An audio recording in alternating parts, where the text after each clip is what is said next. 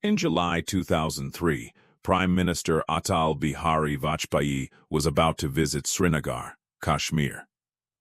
The entire city had turned into an impenetrable fortress. BSF guns were deployed at every corner. It seemed as if even a bird could not fly unnoticed. But during a routine patrol, BSFs noticed a boy. A very thin and ordinary-looking boy. Yet one thing was strange. Even in the cold weather of the valley, thick drops of sweat were dripping from his forehead. His breathing was heavy, and his steps were trembling badly. The soldiers' sixth sense got activated. They stopped him and searched him.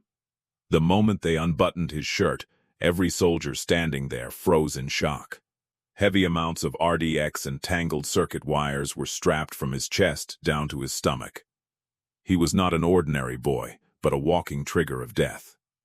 He was a suicide bomber named Azhar, sent from Pakistan's Faisalabad. His target was none other than the Prime Minister of India himself, and the man controlling this deadly game from behind the scenes was Kashmir's most feared terrorist, Ghazi Baba. In this video, we will tell you the complete story of that secret operation, how the brave BSF officers entered Ghazi Baba's secret hideout and eliminated the mastermind of the Parliament attack and the Osama of Kashmir. This terrifying story does not begin in the beautiful valleys of Kashmir, but across the border in Bahawalpur, Pakistan. An ordinary boy named Rana Tahir Nadeem. The 1980s was the era when the Cold War was at its peak, and a massive war in the name of jihad had erupted in Afghanistan against the Soviet Union. Thousands of brainwashed youths from Pakistani madrasas were being trained with weapons and sent there. Rana Tahir was one of them. He reached Afghanistan and fought alongside the mujahideen of the ruthless warlord Gulbuddin Hekmatyar. In the barren mountains of Afghanistan, Rana Tahir learned the art of guerrilla warfare. He learned how to survive for weeks without food or water, and how to kill without mercy. But the real turning point in his life came after he returned to Pakistan from the war. There, he met a man who gave a new and much bigger purpose to the poison inside him. That man was Maulana Masood Azhar. Masood Azhar was then the General Secretary of Harkat-ul-Ansar and was plotting a massive conspiracy against India. Rana Tahir was so impressed by Masood's vision that he dedicated his entire life to him. He became Masood's shadow. Masood too recognized the cruelty and leadership qualities hidden inside him, and immediately made Tahir his deputy commander. In February 1994, Masood Azhar entered India for the first time, using a fake Portuguese passport. But his overconfidence led to his downfall. During a routine check in Anantnag, Kashmir, Indian security forces arrested him and threw him behind bars. When the news of Masood's arrest reached Pakistan, Rana Tahir Nadeem was furious. He swore that no matter what it took, even if he had to drown Kashmir in blood, he would free Masood Azhar. And from this point, Rana Tahir Nadeem disappeared forever, and a new, ruthless and cunning figure was born, Ghazi Baba. Ghazi Baba silently crossed the line of control and entered Kashmir Valley. His plan was crystal clear. He knew directly fighting the Indian army would be foolish. He wanted to build a terror army that would burn Kashmir from within and create international pressure on India. As soon as he entered Kashmir, he started building sleeper cells and a network of ground workers. His mind worked like a cunning fox. He chose the easiest and highest profile targets, foreign tourists. In 1994, he kidnapped 2 foreign tourists visiting the valley. But due to huge diplomatic pressure, he had to release them. Ghazi Baba was not going to stop. In July 1995, he renamed his terror outfit Harkat-ul-Ansar as Al-Farhan. Under this new name, he kidnapped 6 foreign tourists from Pahalgam. From New York to London, the name of Kashmir and Al-Farhan echoed across global media. America and European governments started pressuring India. But India refused to bow before terrorists. Ghazi Baba became frustrated. He then planned a daring operation to dig a tunnel beneath Kotbalwal jail and free Masood Azhar. But Indian intelligence foiled that plan too. Around 3 of his rescue attempts failed badly. But Ghazi Baba did not give up. He then made a terrifying masterstroke that shook the entire nation, the hijacking of Indian Airlines Flight IC-844 in 1999 from Kathmandu to Kandahar. The mastermind behind the entire hijacking was Ghazi Baba. The result is known to the whole country. To save innocent lives, the Indian government had to release Masood Azhar in Kandahar.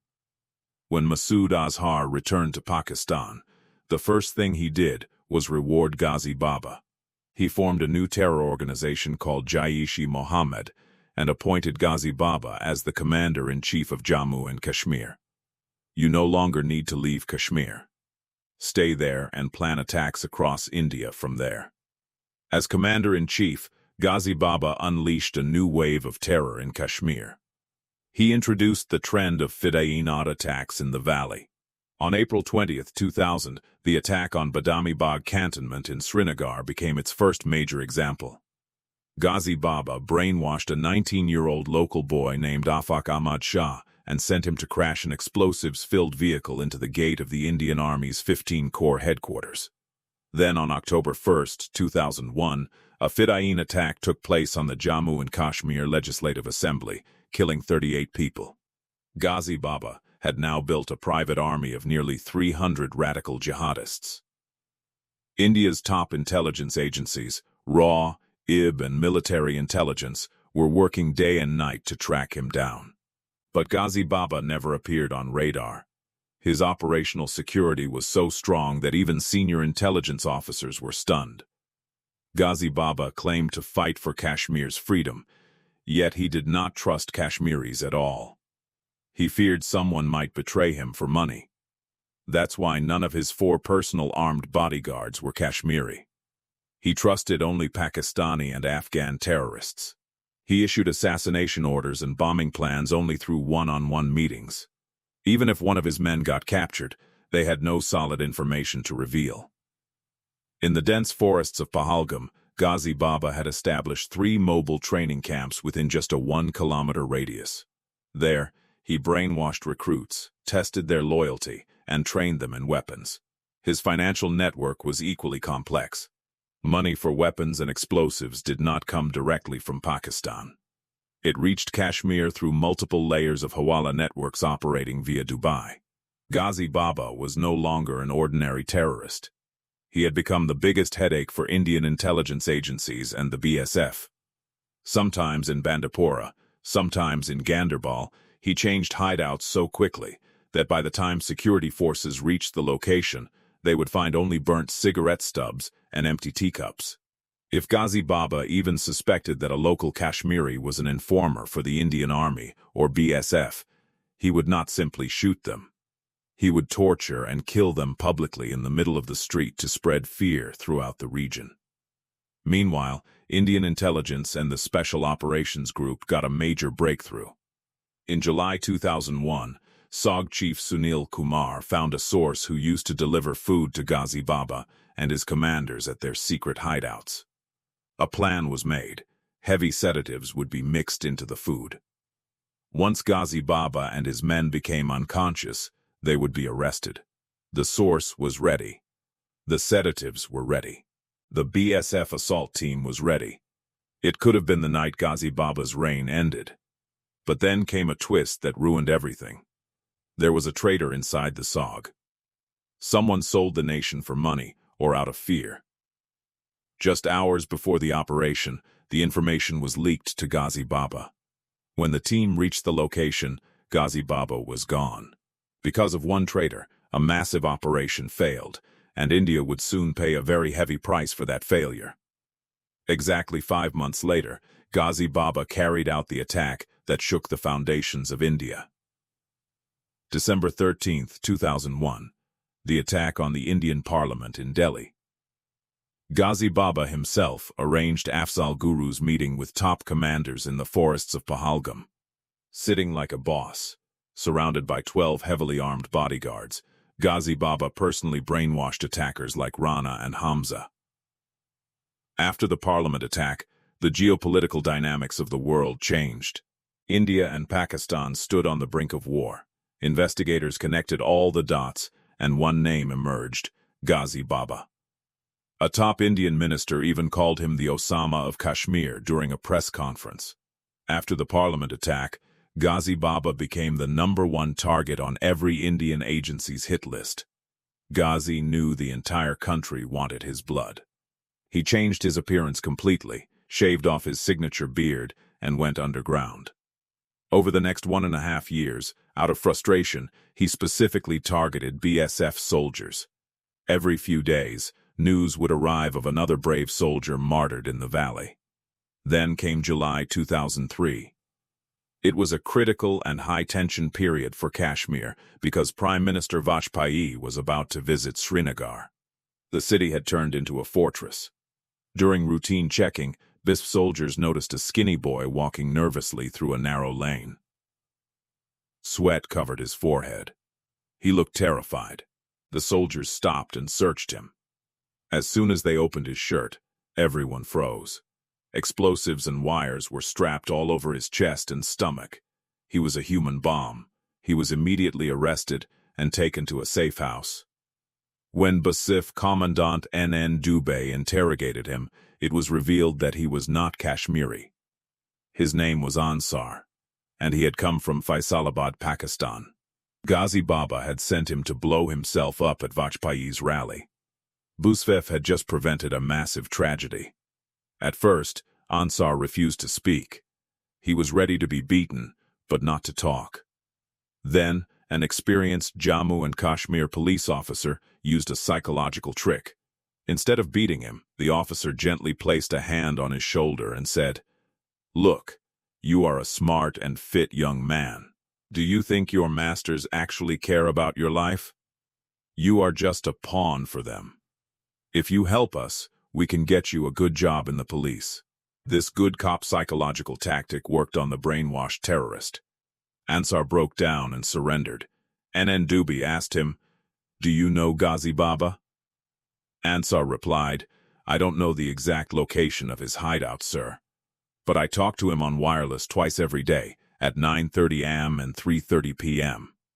He further revealed that his code name was 08, while Ghazi Baba's code name was 39. Hearing this, BSF wireless operator Gandharv Kumar stepped forward. "Sir, I've heard this code name 39 many times during intercepted wireless communications. Whenever one of our soldiers gets killed, this same man sends the message, 'Murga Tapka Dia Hai,' the target has been eliminated." Commandant Dubey ordered Ansar to continue speaking with Ghazi Baba at the scheduled times and somehow extract clues about his location. At 3:30 p.m., Ansar turned on the wireless. The BSF team listened carefully. Ghazi Baba's voice came through. But Ghazi Baba was clever. Instead of speaking directly to Ansar, he spoke to another commander. "08 is missing. He is off the radar. Stay alert. If anything feels suspicious, change the base immediately." Ansar's cover had been blown. Ghazi Baba now knew his man had been caught. The room fell silent in disappointment. It felt like the prey had escaped once again. But then Ansar played one final trump card to prove his loyalty. "Sir, I remember something. I know a carpenter who builds hidden rooms and secret hideouts behind walls for Jaish terrorists." Without wasting a second, the carpenter was captured and brought to the BSF base. Terrified, he kept saying, "By Allah, sir, I know nothing." They blindfolded me and took me to the sites. After the work was done, they dropped me back. But when Dubey's tone became harsh, the carpenter finally cracked. "Sir, there is one house. Once they forgot to blindfold me. I remember the route." Dubey immediately put him into his private Santro car and drove toward Noorbagh. The carpenter pointed toward an ordinary-looking 3-story house. "Sir, this is the house." That same night, a secret meeting was held at BSF headquarters. Maps were spread out. Teams were assigned. Entry and exit points were marked. And finally, the countdown for Operation Ghazi Baba began. The intelligence was solid. But this was not a jungle. It was a crowded residential area. One small mistake could cost hundreds of civilian lives. August 30th, 2003, 4 am. NN Dubey himself led the operation. A 9-member BSF Commando assault team was ready. The Carpenter was with them. Paramilitary forces and the Indian Army had sealed the entire area from outside. Civilians from nearby homes were being quietly evacuated. One final wireless intercept confirmed the use of Code 39. That meant Ghazi Baba was definitely inside the building. Looking carefully at the house in the darkness, Dubey's instincts sensed something wrong. He grabbed the Carpenter by the neck. "Is this really the house? Tell the truth or I'll shoot you right here." The terrified Carpenter looked again and pointed 2 houses away toward another building. At that exact moment, a light on the 3rd floor of that building switched on and off. The team silently broke the door and entered. Moving in formation, they climbed the stairs carefully. Ground floor clear. 1st floor clear. 2nd floor clear. When they reached the 3rd floor, they found a room that looked completely normal. Carpets covered the floor wall to wall. A large dressing table with a huge mirror stood in the middle. Everything looked ordinary. But BSF soldiers compared the room's internal dimensions with the external structure of the house. Something did not match. The inside space was smaller than it should have been. Dubey called the Carpenter upstairs and shouted, "Where are they? If they escape, your story ends here." Crying in fear, the Carpenter pointed toward the dressing table. There was no real wall behind the mirror. A secret room was hidden there. Inside that hidden room, a high-tech TV screen displayed live CCTV footage from cameras outside. Ghazi Baba was watching everything in real time. He knew death was standing at his door. The moment the Carpenter pointed, BSF officer Binu Chandran stepped forward and kicked the mirror hard with his combat boot. The mirror shattered instantly. And at that very moment, a storm of AK-47 bullets burst out from inside.